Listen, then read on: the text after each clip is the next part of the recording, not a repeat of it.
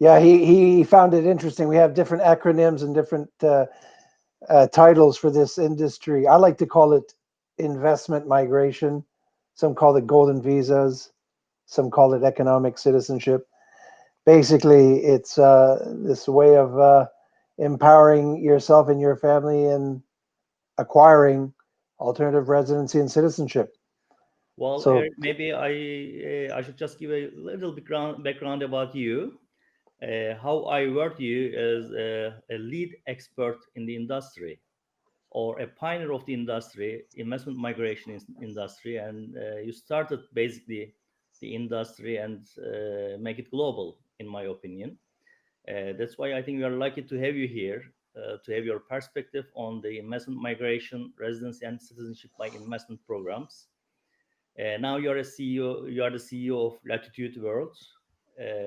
Previously, you were the CEO of Henley and Partners, and then I believe before you are director of HSBC Canada, managing all the Canadian investment immigration program. Is it yes, correct? well, that's correct. That's very nice of you to remind me. It sounds like I've been doing this for a long time, and I have. I must have started when I was 12 or something.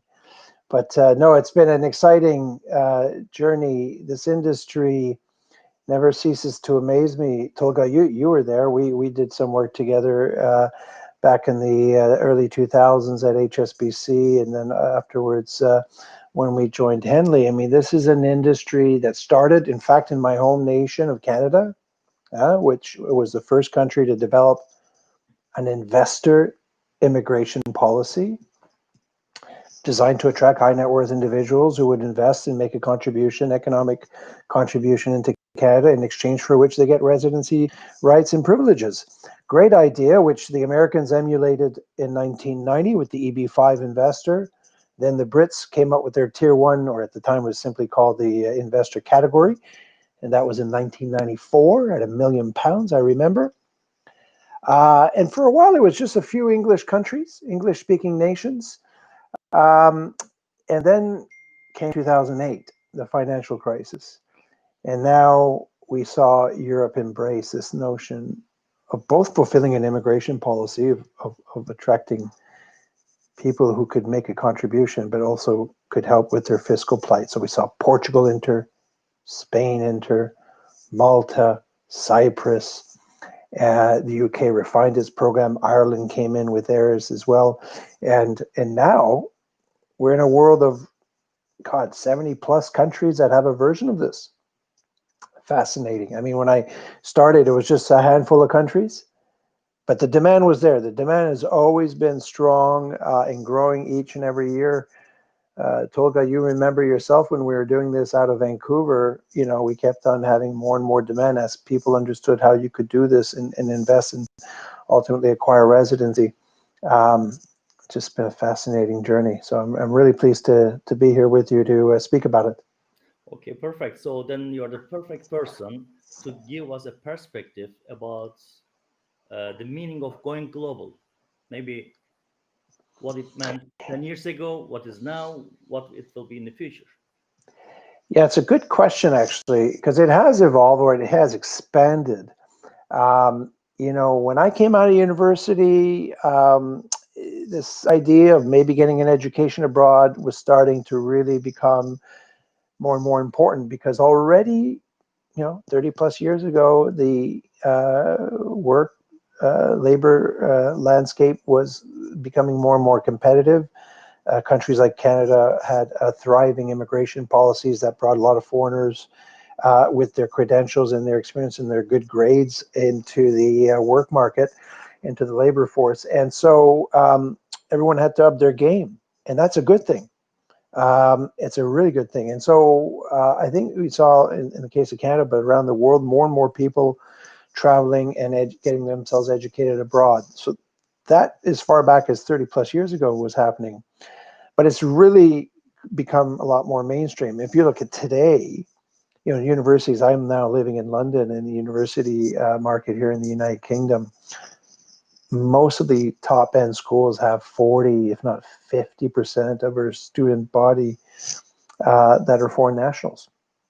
Same in North America, same in Australia, New Zealand, same throughout Europe. The foreign market is a very important contingent. That's a good thing. That's a healthy thing. It exposes people to the world. And so this is today. It's like fast forwarded this whole idea of, cross-pollination of cultures and languages into a global smorgasbord. And so it starts with young people being educated abroad, having work experience abroad. You're a perfect example, Tolga. You were born in Turkey. You had your formative years in Canada, if I recall. When did you arrive in Canada? In Was it 2003. 2003? And you did some work there and you did some studying there. Yes. And now you're back in Turkey. So this is you're a perfect example. And I hope a few of your listeners on this webinar would associate themselves with this idea of having had a foreign and an overseas experience. And you fast forward that in 30 years. Well, first of all, right now, looking at my 21-year-old daughter, she'll tell you how competitive it is and how the world is indeed getting educated in places like the UK or Canada or the United States or Australia or Germany and France and the like. And it raises the bar again. And so in 30 years time or even 20 years time, you're going to see a lot more of that again, because families are working abroad. They have work opportunities abroad. They're joining international and global companies. You and I work for HSBC, one of the largest international companies. I think you were talking to me yesterday about, I hadn't been aware that, is it BioNTech that's partnered up with Pfizer?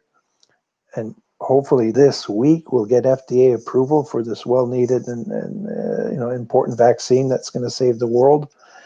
There's also a British vaccine that's around the corner and another American, Moderna, all of this. But I think BioNTech is a good example. You were saying to me last week. Great example, yeah.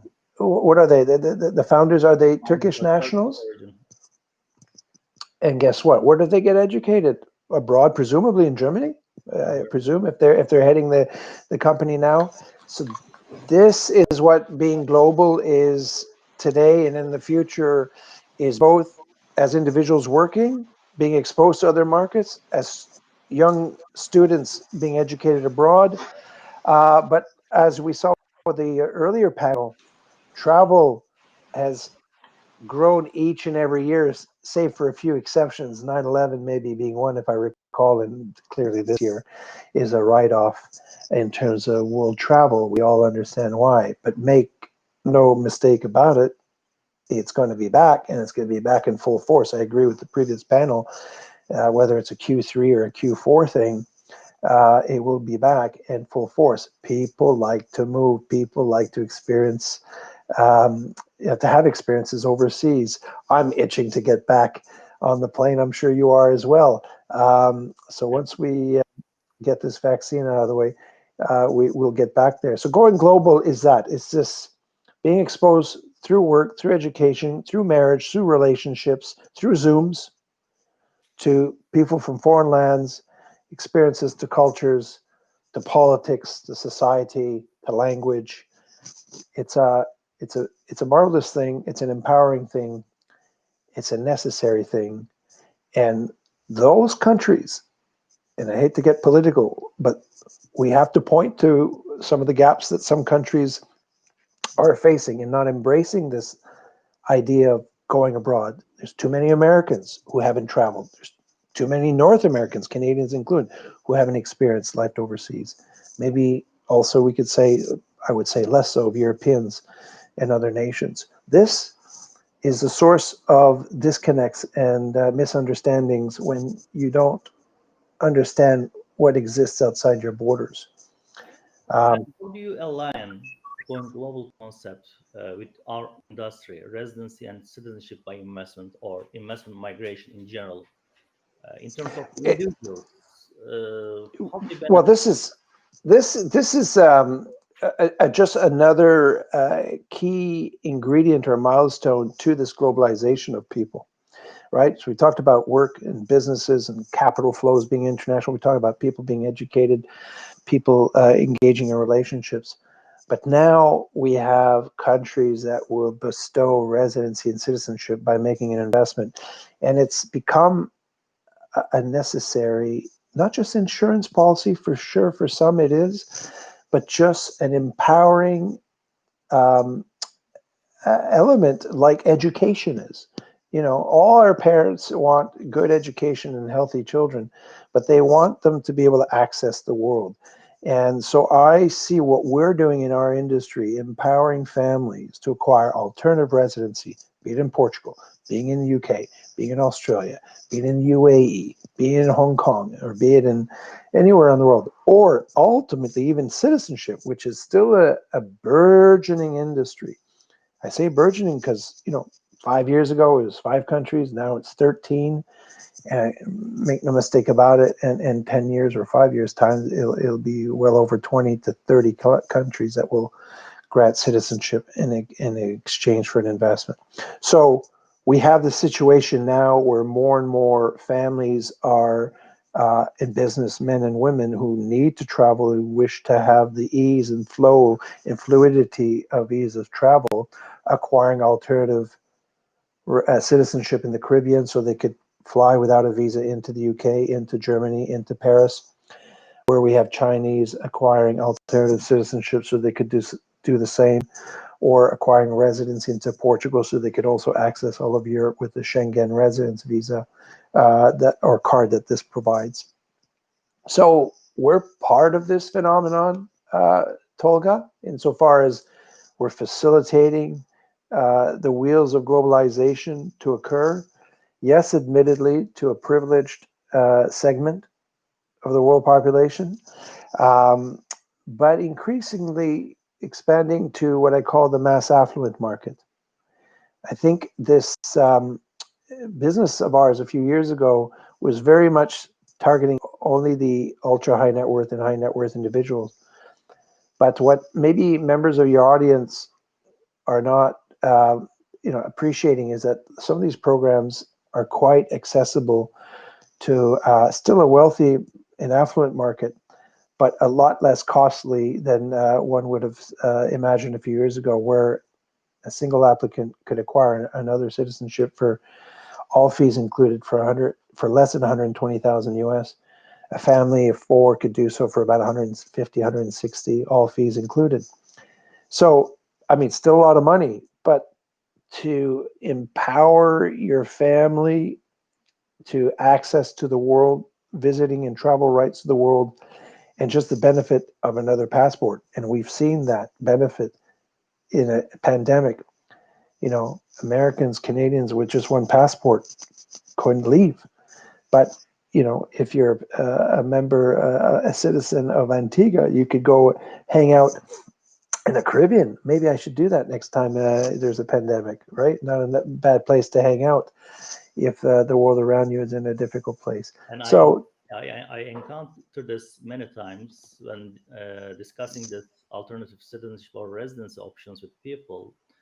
They always came to me, well, I have a Schengen visa for 5 years. I have a US visa for 10 years. I have UK visa for 10 years. Why do I need this? And now people saw with your Schengen visa, you cannot travel anywhere. yeah. But if you have a residency in one of the European countries, for example, you are free to go. Or if you're a citizen of a EU country, you are absolutely free to go in Indeed. many destinations. So I think it was a good And example. it was a good example, let alone the hassle of trying to get these visas renewed, which, as we saw, was nearly impossible in most cases in terms of visas that could have expired and getting them renewed. So if you think your Schengen visa all of a sudden expires, then you know you're caught waiting for this thing to pass. Listen, it's still a privilege that a few very privileged individuals could afford, because it's still there's still an investment required. And you know, some of you may be wondering, how much do these things cost? You know, in the case of Portugal, you could acquire property for as low as 350,000, even a little bit lower, but most at the 350,000 euro level. You know, and you have ownership of property in Greece, it's only as low as 250,000. You have places like Ireland that obviously have the English-speaking world. You could become a resident there by investing €1 million in a fund.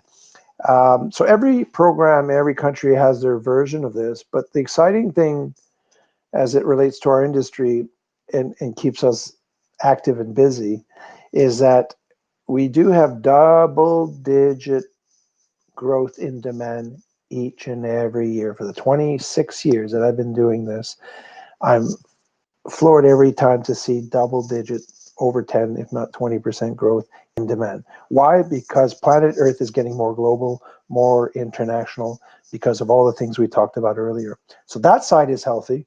What's interesting is being met by supply. Your homeland of Turkey has a very successful citizenship program. And it too, as an example, is also entered into this. And specifically in terms of trend during this pandemic time, where do you see the most demand? Well, interesting. I would answer, first of all, the demand still is driven by some key emerging markets like China, of course, that is number one, if not top three country, source country for all of these programs, both citizenship and residency. So that's still a very important market. The Middle East are big consumers of citizenship, alternative citizenship. We have your Russian clients who still favor a lot of the UK, but have also explored Portugal. So, those are your traditional markets. Maybe what's new, what's different in the last few years, and most particularly this year over the previous years, is that now you have your so-called Western industrialized nations acquiring this.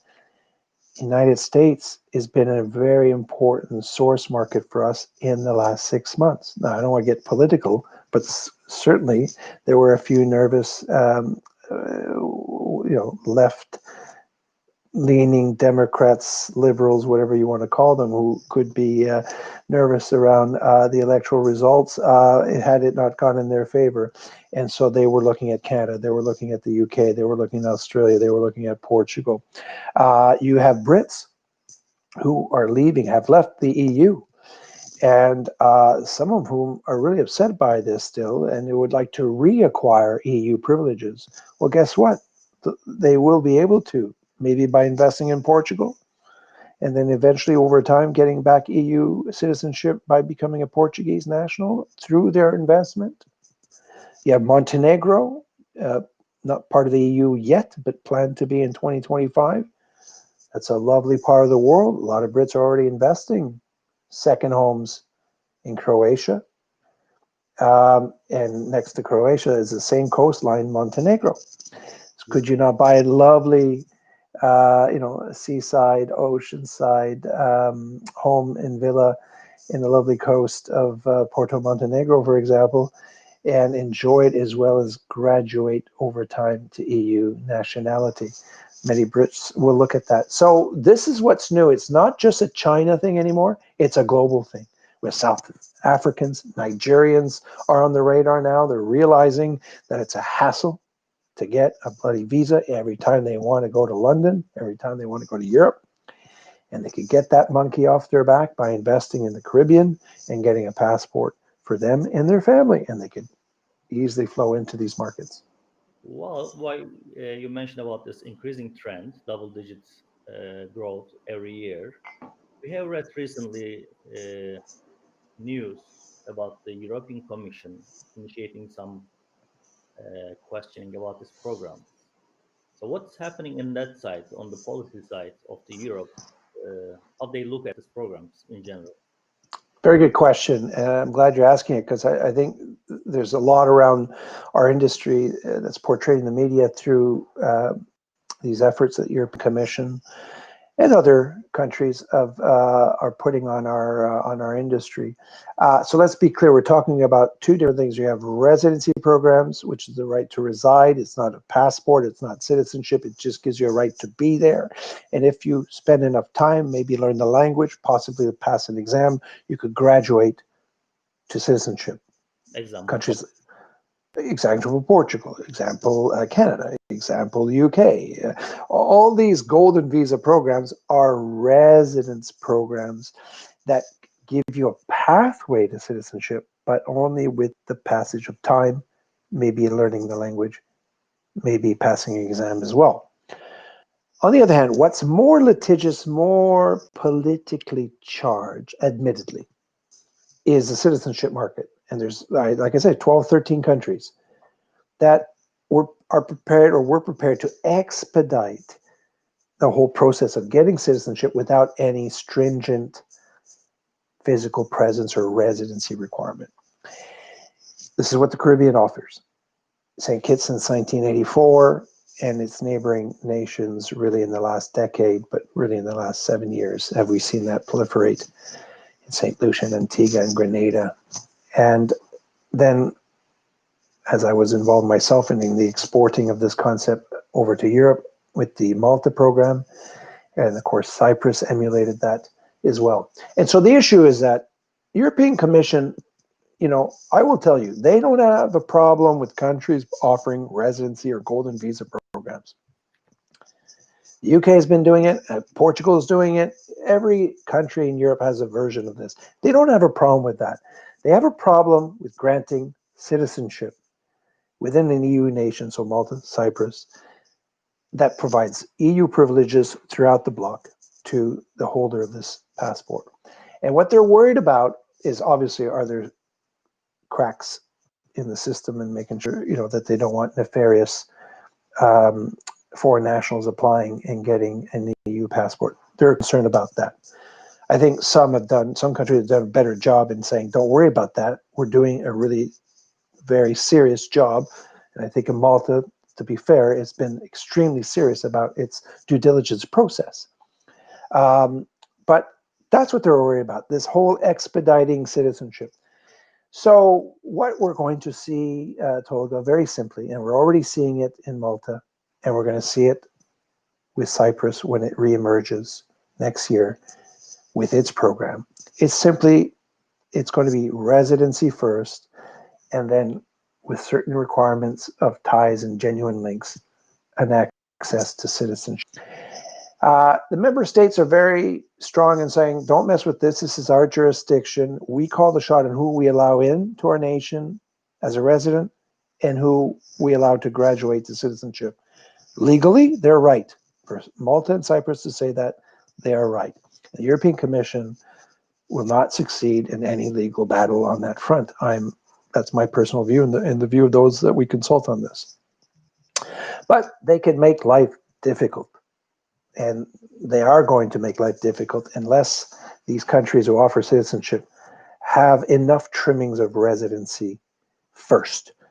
And I think that's the bottom line. The bottom line is Europe is going to allow golden visas to exist. They're going to allow people with the passage of time and other requirements, maybe like language, like in Portugal, citizenship. But they don't like this idea that you can get it all done in 6 months or 12 months. Too short.